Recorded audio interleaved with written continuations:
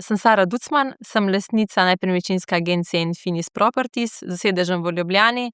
Sicer pa v prostem času rada športam, rada grem na tenis, smučam, rada potujem, predvsem pa želim življenje uživati in hkrati ustvariti nekaj lepega. Dejansko prihajam iz podjetniške družine, oče je imel družinsko podjetje in je zanimivo, da že kot mala punčka sem rekla očetu, da se pa ne bi nikoli zaposlila. Tako da v bistvu nekako se mi zdi, da mi je bilo, da že od malega sem imela željo biti samostojna, in že od malega sem imela željo, da bi bila kot podjetnica, da bi imela svoje podjetje. Da bi pa rekla, da sem že kot mala želela delati v nepremičninah, bi se zlagala, ker se mi zdi, da vseeno je to tak segment, da se težko odločiš kot mali, ampak me je pa to začelo zanimati že 15 let nazaj. Zdaj v bistvu nekako v nepremičninah sem zadnjih 10 let, tako da sem se že v konec srednje šole sem začela že opazovati, da me nepremičnine zanimajo. Tako da sem v bistvu v času faksa začela delati kot študentka v nepremičninski agenciji in takoj, ko sem diplomirala, sem tudi naredila licenco.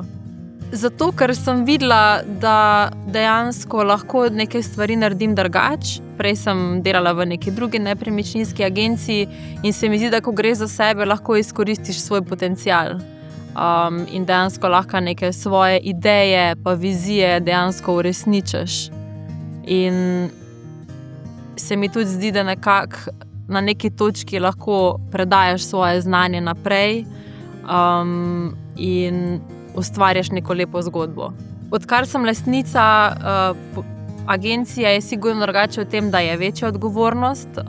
Če se mi je zdelo, da sem prej več delala, zdaj veliko več delam. Se mi zdi, da je neka ta finančna odgovornost, torej do zaposlenih, do podjetja, ampak ravno ta odgovornost meni osebno daje neko notranjo motivacijo, in da dejansko, da si znova in znova postavljam cilje, da podjetje raste, da osebnostno rastem in ravno to se mi zdi najbolj, da ta odgovornost do podjetja nas žene naprej in do zaposlenih. Predvsem vztrajnost. To se mi zdi, da sem največja tista, da bi rekla, vztrajnost.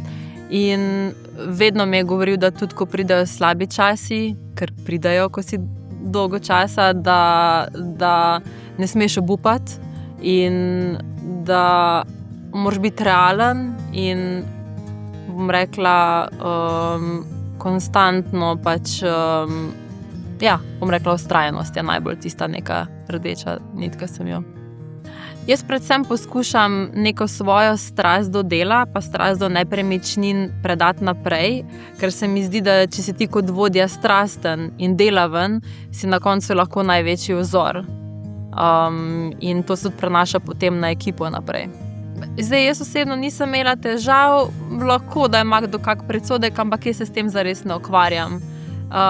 Verjamem vase, verjamem v svoje sposobnosti in se mi zdi, da je lahko na koncu tudi prednost, ker res je, da prodajamo nepremičnine, ampak da se nekdo odloči, da sodeluje s tabo, mu moraš biti všečen in predvsem stremim k temu, da ustvarjam dolgoročne odnose s strankami. To pa ustvarjaš na način, da dobro delaš, da si strokoven in hkrati tudi pomeni urejen konec koncev. Če pogledam zdaj nazaj, mi je bilo najtežje narediti korak. In sicer, preden sem šla na to svojo lastno podjetniško pot, sem imela veliko enih strahov, dvomov, a mi bo uspelo, kako bo. Tako da se mi zdi, da tukaj je bil največji izziv.